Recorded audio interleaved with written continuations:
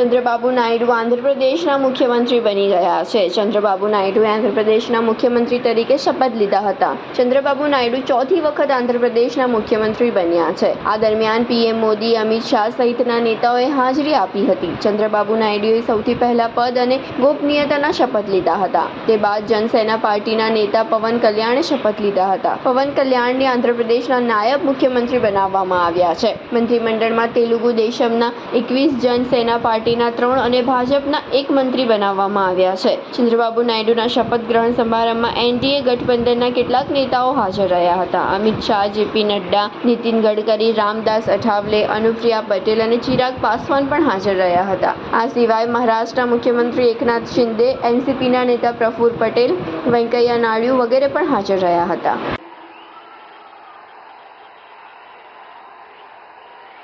నారా చంద్రబాబు నాయుడు అనే నేను శాసనం ద్వారా నిర్మితమైన భారత రాజ్యాంగం పట్ల నిజమైన విశ్వాసం, విధేయత చూపుతానని, భారతదేశ సార్వభౌమాధికారాన్ని, సమగ్రతను కాపాడుతానని, ఆంధ్రప్రదేశ్ రాష్ట్ర ముఖ్యమంత్రిగా